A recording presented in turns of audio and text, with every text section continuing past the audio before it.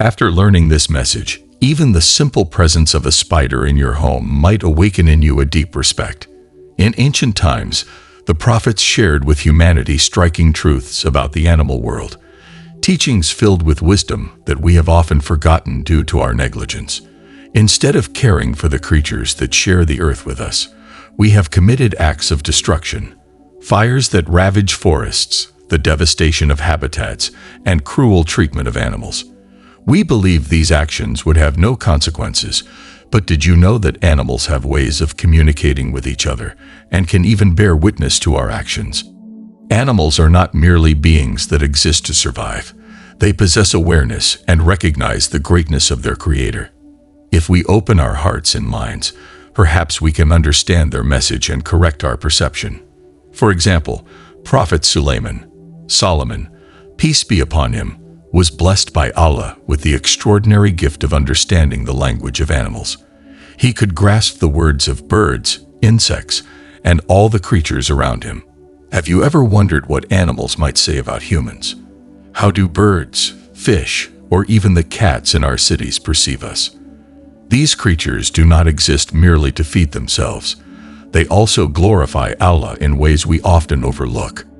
Throughout history, prophets have narrated fascinating stories about animals. Every creature, from the birds soaring in the skies to the fish dwelling in the depths, has a purpose and a message. These stories not only inspire us, but also call us to reflect on our role as guardians of creation. The Prophet Muhammad, peace and blessings be upon him, taught his community to be merciful to all living beings.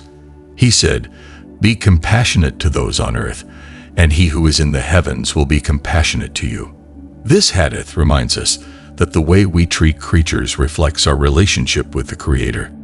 The Prophet was a living example of love and respect for animals. He forbade any form of abuse against them, urging his community not to deprive them of food or water, not to overburden them beyond their capacity, and not to separate mothers from their offspring. On one occasion, he saw a woman mistreating her camel. He immediately intervened, asked her to stop using the animal, and expressed his disapproval of such actions. His behavior teaches us that kindness to animals is not optional. It is a responsibility that Allah has placed upon us. Today, in an era of great scientific and technological advancements, it seems that we have forgotten our humanity. The news is filled with reports of cruelty towards animals, acts that are not only unjust, but also reflect a disconnection from the values Islam teaches us. Have you ever reflected on the suffering of animals treated as mere resources? Every creature is a sign of divine creation and deserves our respect and care. Have you ever considered the fate of chicks in the food industry? For every hen that reaches our tables, countless chicks are discarded at birth, deemed unnecessary and worthless. Every day, this practice is repeated across different parts of the world without interruption. In Germany alone, approximately 45 million chicks are exterminated each year, and globally, the number reaches billions. Many are crushed or disposed of mercilessly, simply because they do not serve the purpose humans have assigned them. But who has given us the right to treat Allah's creatures this way? The case of the chicks is merely one example of a much broader reality. If we could clearly see everything happening worldwide in terms of animal abuse and cruelty, we would be overwhelmed with horror. However, none of this will go unpunished. On the Day of Judgment, Allah will restore justice even for the smallest and most defenseless beings.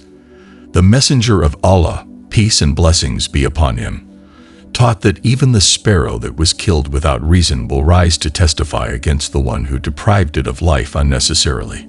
Its voice will be heard in the divine court, denouncing the injustice it suffered. After giving its testimony, the sparrow will return to its destiny, but the human will stand accountable for their actions. Our Prophet, peace and blessings be upon him, also narrated the story of a man who found Allah's forgiveness through a simple act of compassion. One day, he felt an intense thirst while walking until he found a well and descended to drink. Upon climbing out, he saw a panting dog, its tongue hanging out from exhaustion and thirst. Moved by compassion, the man returned to the well, filled his shoe with water, and with great effort, carried it to the animal to relieve its suffering. This gesture of mercy was so valuable in Allah's sight that he granted the man forgiveness for all his sins. On the other hand, the Prophet, peace and blessings be upon him, warned against cruelty and abuse towards animals. He told the story of a woman who was condemned for locking up a cat, depriving it of food and water until it died slowly.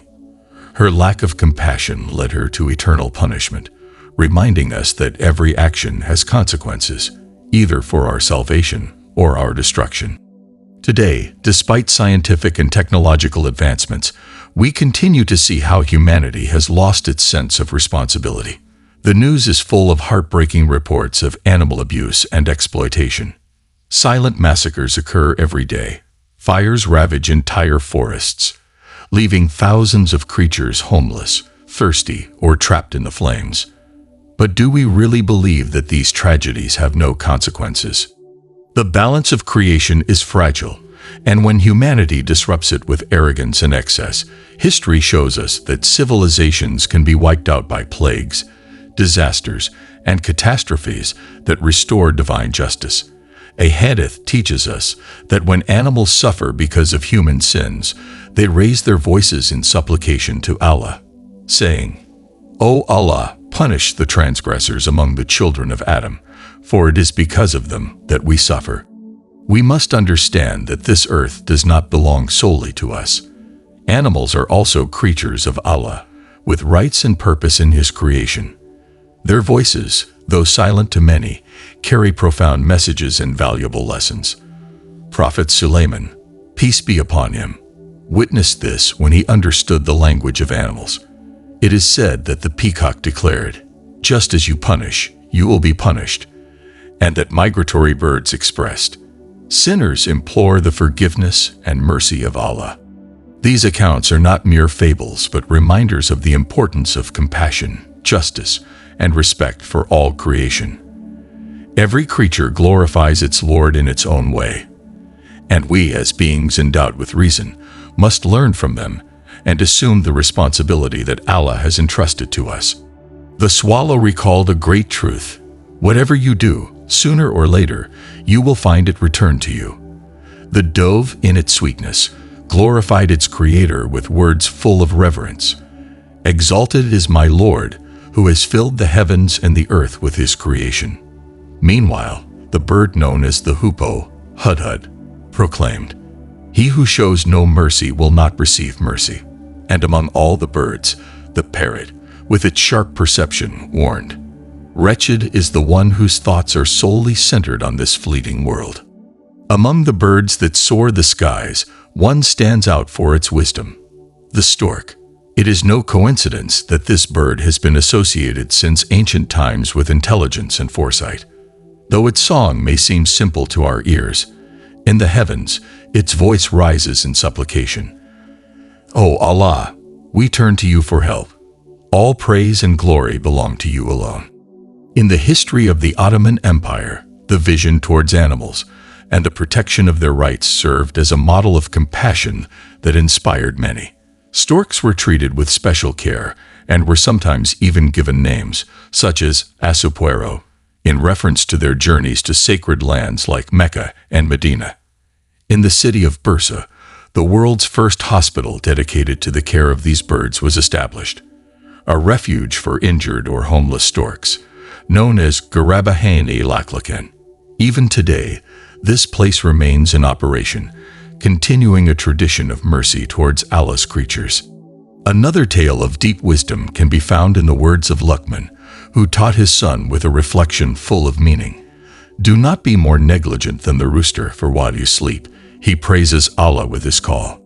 Similarly, an episode from the life of Prophet David, peace be upon him, is narrated. On one occasion, with special fervor, he decided to spend the night exalting Allah in an unprecedented way. However, in his garden, near a small pond, a frog humbly addressed him, "O Daud, do you intend to glorify Allah like no one ever has before? Know that since I was created, I have never ceased to remember Him. My tongue has never stopped in His praise, and in the last 10 days I have neither eaten nor drunk, dedicating myself entirely to exalting His greatness. You may have heard that frogs are creatures that evoke Allah with great intensity. This account confirms what has been passed down from generation to generation. Even though we do not understand their language, all creatures of the heavens and the earth spend their days and nights remembering their Lord and proclaiming His glory. The remembrance of Allah dhikr is the greatest form of worship and the path to eternal peace. The creatures that dwell beneath the earth, in the water, and in the sky are aware of this, for they know that only in the mention of Allah do hearts find tranquility. Allah tells us in a hadith qudsi, "I am with my servant when he remembers me, and when his lips move to pronounce my name." So reflect for a moment. If every being in creation glorifies Allah with constant devotion, how can a human, out of mere whim or pleasure, harm or destroy those who spend their existence in His praise?